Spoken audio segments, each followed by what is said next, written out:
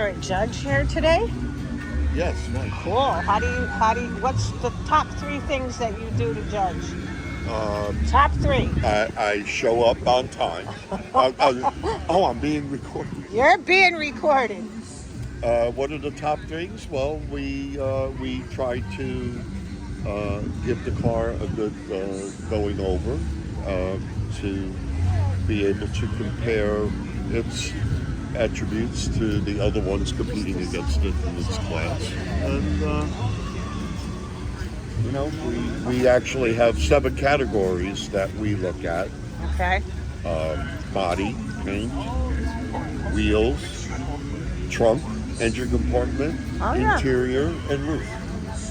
So, what do you think, though, is the most important out of those all?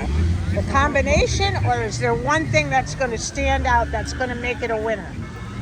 No, it's really a combination, because you know what? If the hood was closed and the trunk was closed, you could have a car that's absolutely perfect on the exterior, but when you look under the hood, it's dirty or unkempt. So these have got to be in really good shape. So you really need to weigh all of the features of the car. May I? And here's the judge. His name, first name? My first name's Mario. Mario, how you doing? I'm Deborah K. Levi from Get With The Program in a place called Connecticut. And Frederick is sitting with him. I'm from Wilton, Connecticut. Oh, really? Yeah. What made you leave our great state of Connecticut? It didn't take much. Because there's nothing great about the state of Connecticut. Okay, come on now. I'm dead serious. Every state has its beauty. Attributes. Yeah. They have the change of the seasons. The beaches used to be nice. Rhode Island the is... cities used to be safe.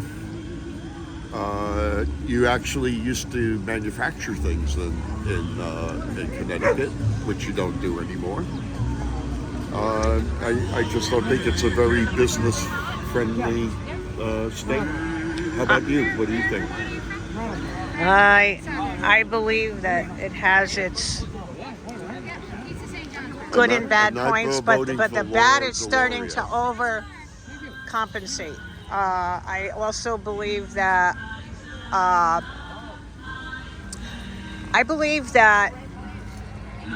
it has great places to see, the museums and the Mystic Seaport and the castle, and there's lots of great things to see, and there's things to do for the children and lake compounds. I could go on and on with a list of things. The parades are fantastic.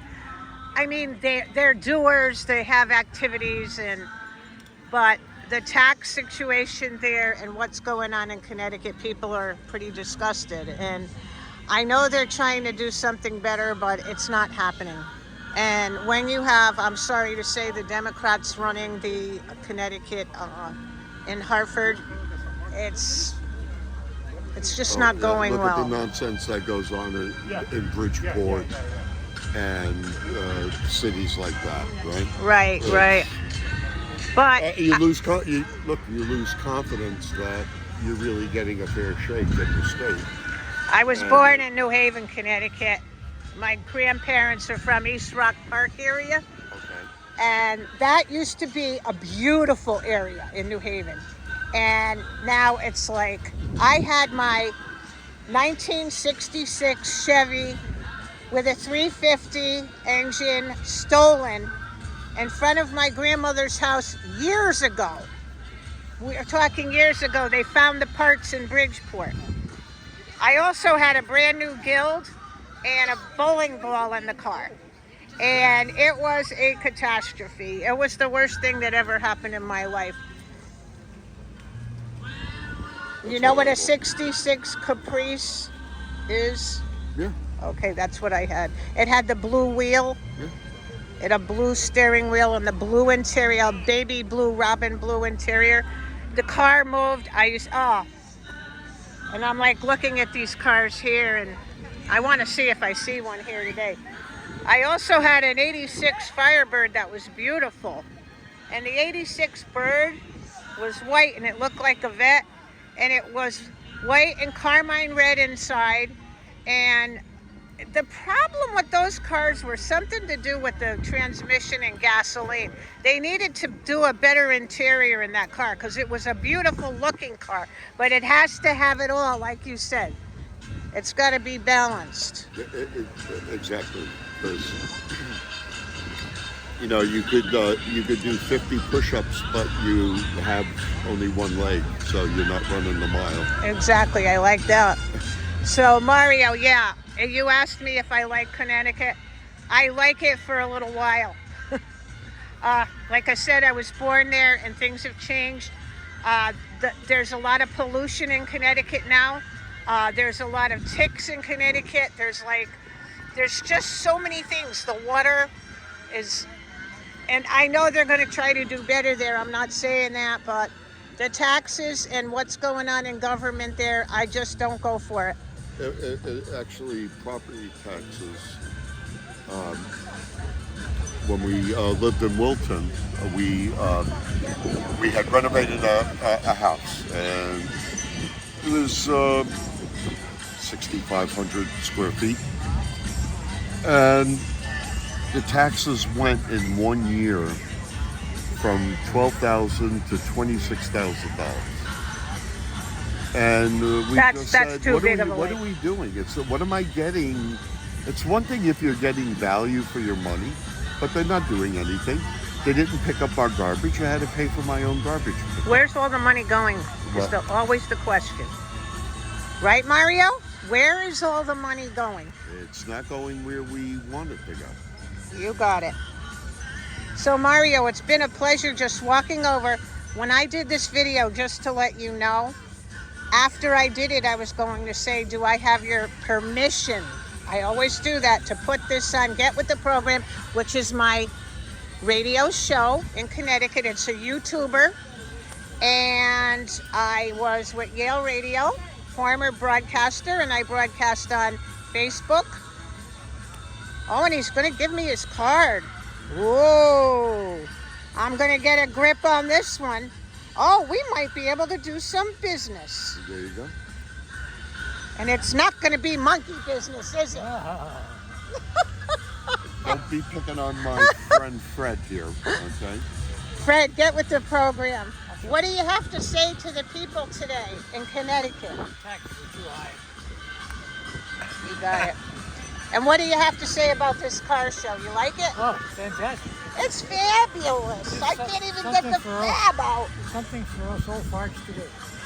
There's a lady here from England, and she's like, I've never seen these kinds of car shows. And she's like, she doesn't understand how big this one is, and that they don't have this in England.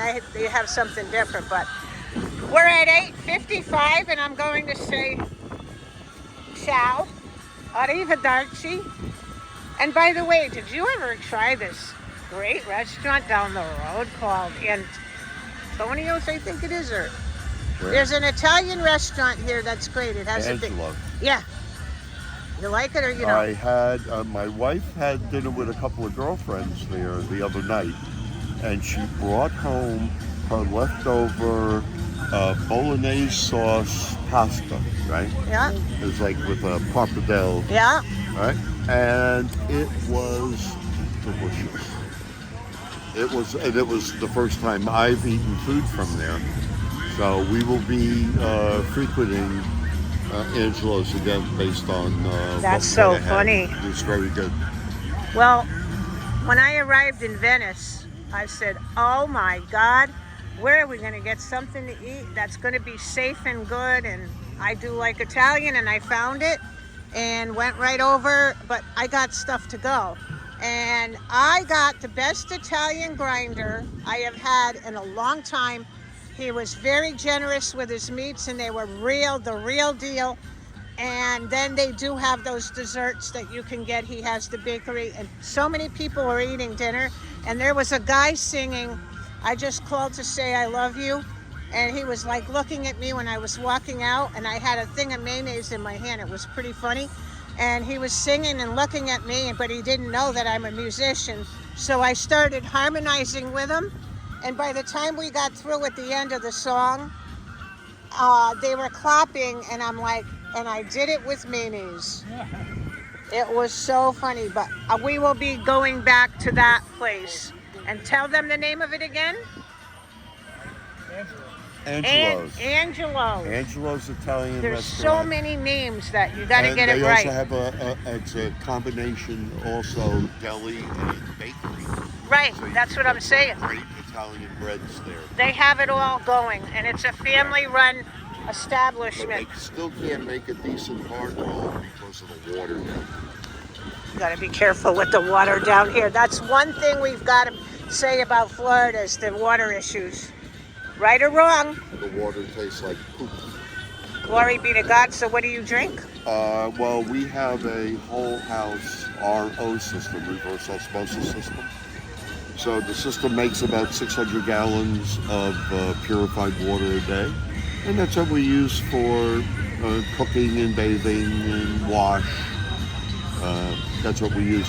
When I wash my cars, I could show your audience my beautiful car right here. This one? Yeah.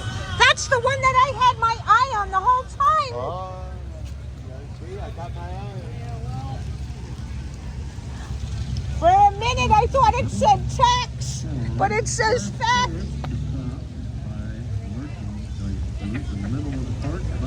I'm glad it didn't say tax. That's funny. This is a beauty. Oh my. When are you going to have a TV show? That's where I want to go. Well, I started a TV show on local TV. They all wanted me to do it, but I just haven't had the time. So whenever it happens. Thank you for that. I came back, it went to commercial, I came back and I'm like, how'd they do that? They're down by 10 in 3 minutes. Clean as a whistle.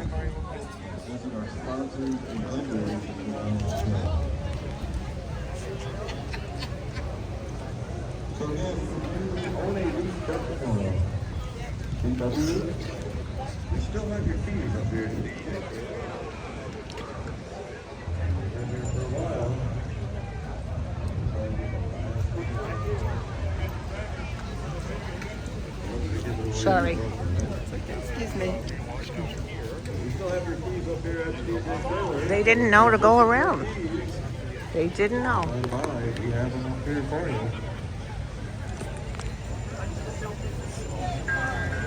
They got nervous.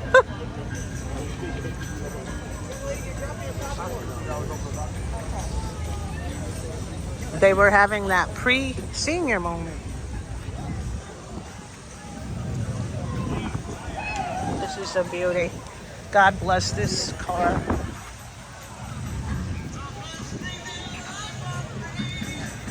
The best things in life are free. You didn't get that free. You didn't get that free, did I'll you? tell you about this car. It's a convertible. And it was made in 1956.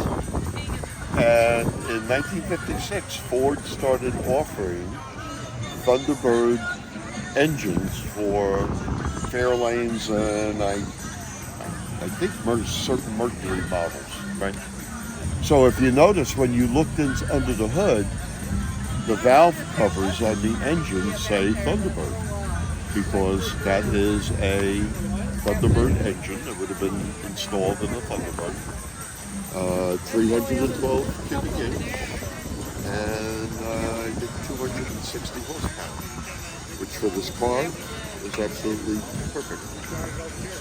Where did you get that speaking voice from? You have a very distinct speaking voice. I luck of the draw. It's a natural. But I did look into and actually took several classes about doing books on tape or voiceovers. There you go. Because people keep telling you, oh, you got a radio voice, you got a radio Plus, voice. you're involved with this, and as a judge, it would be good. Do you sing? No. And believe me, you don't want to be in the same universe that I'm singing in, okay? I'm tone deaf. In fact, if you can show your audience, right, I got my hearing aids in because I'm Well, they're working. 98% deaf in one ear and I can't hear out of the other. So You want to hear something funny? People want to know why I talk so loud. And I think it's because so many people I know are deaf. My And wife so says I have to me talk all loud. the time, you're talking too loud. Oh, You're God. too loud. You're too loud. And a lot of times I speak loudly in order to just, when I'm not wearing my hearing aids, to hear myself what I'm saying. I like to hear what I'm saying, right? Well, you can talk as loudly as you want to me because I've been enjoying this whole interview, a surprise interview, Oh, and well, I am a I happy gave camper. you my card. You And did? you feel free to call me. You could interview me right on your radio show. Sure. Okay. Thank you very much. It's been a pleasure meeting you. Get with the program. Fred and I enjoyed this conversation with you immensely and hope we get a chance to do it again. Yes. Frederick? Right, Fred? What language could Frederick speak? New England. How do you say goodbye in New England? Toodaloo. I love it. And I know, and the way you say it in the Bronx is get lost. I got it, bud. I got it. I'm getting lost.